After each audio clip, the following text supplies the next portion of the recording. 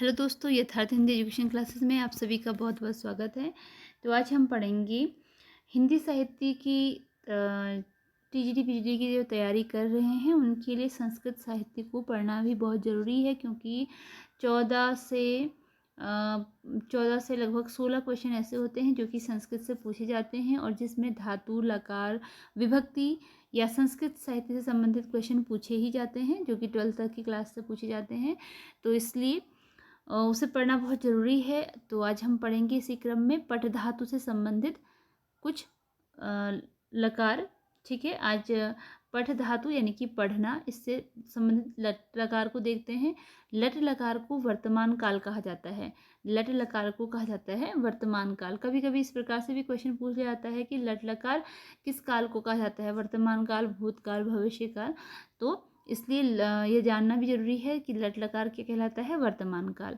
अब देख लेते हैं इनके रूप के बारे में, इसके वचन के बारे में। पट धातु लट लकार वर्तमान काल में कैसे बोली जाती है। प्रथम ये पुरुष है, प्रथम पुरुष, मध्यम पुरुष और उत्तम पुरुष, एक वचन, द्विवचन और बहुवचन। ठीक है, पहले प्रथम पुरुष में देखेंगे एक वचन, द्विवचन और बहुवचन में क्या कहा जाता है।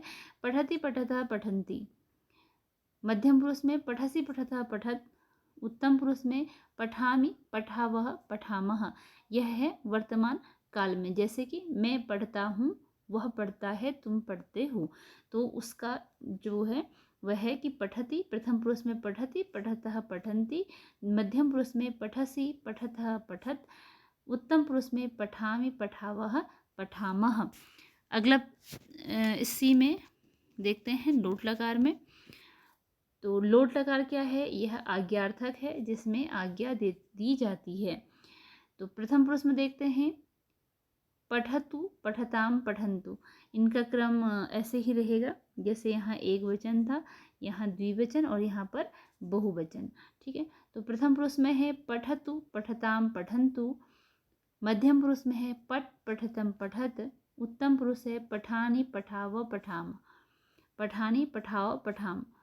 अगला है विधिलिंग। विधिलिंग का प्रयोग चाहिए के अर्थ में होता है। जब चाहिए के अर्थ में प्रयोग करना है, तो जैसे तुम्हें पढ़ना चाहिए, उसे पढ़ना चाहिए, तो विधिलिंग का प्रयोग होगा। विधिलिंग लकार का प्रयोग होता है जो चाहिए के अर्थ में होता है। प्रथम पुरुष में पठेत, पठेताम, पठेयुः। मध्यम पुरुष में पठे, पठेतम, पठेत। उत्तम पुरुष पठेयम, पठेम, पठेम। अगला आता है लंग लकार। लंग लकार अर्थात कि भूतकाल। लंग लकार कहा जाता है भूतकाल को। तो प्रथम पुरुष में आता है अपठत, अपठताम, अपठन। मध्यम पुरुष में आता है अपठः, अपठथम, अपठद। उत्तम पुरुष में आता है अपठम, अपठाव, अपठाम। यह पठ धातु के, लंग लकार के यानी कि भूतकाल के रूप हैं, एक वचन, द्विवचन और बहुवचन के, प्रथम पुरुष में, मध्यम पुरुष में और उत्तम पुरुष में। अगला लकार है लृट लकार। लृट लकार जिसे कि भविष्यत काल कहा जाता है। प्रथम पुरुष में पठिष्यति, पठिष्यतः, पठिष्यन्ति। मध्यम पुरुष में पठिष्यसि, पठिष्यतः, पठिष्यत। उत्तम पुरुष में पठिष्यामि, पठिष्यावः, पठिष्यामः। यह इसके रूप हैं एक वचन के।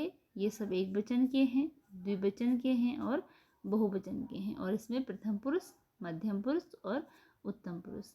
तो इस प्रकार ये हमारे पठ धातु के रूप पूरे हो गए हैं। अगर आप हिंदी टीजीटी पीजीटी के लिए तैयारी कर रहे हैं तो संस्कृत साहित्य में तो ये चीज़ें पूछी ही जाती हैं। संस्कृत के लिए अगर आप तैयारी कर रहे हैं तो तब तो ये इम्पोर्टेंट है ही, लेकिन हिंदी टीजीटी पीजीटी के लिए ये काफ़ी इम्पोर्टेंट है, क्योंकि 14 क्वेश्चन बनते हैं इससे, और ये 14 क्वेश्चन बहुत ज़्यादा होते हैं, बहुत नंबर होते हैं 14। ठीक है, तो इसलिए अपनी तैयारी हर क्षेत्र में रखिएगा। हिंदी साहित्य के साथ साथ संस्कृत साहित्य और सामान्य हिंदी पढ़ना बहुत ज़रूरी है, क्योंकि इससे सारा मिक्स होकर ही क्वेश्चन पेपर आता है। ठीक है, अगर आप किसी एक ही चीज़ में फोकस करेंगे तो बाकी की जो चीज़ें छूट जाएंगी, जिससे कि आपकी क्वेश्चन मेरिट में ना नाम आने से रुक सकता है।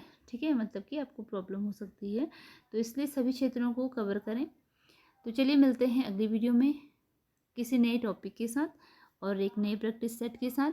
अगर आप चैनल पर नए हैं तो चैनल को सब्सक्राइब जरूर कीजिएगा। धन्यवाद।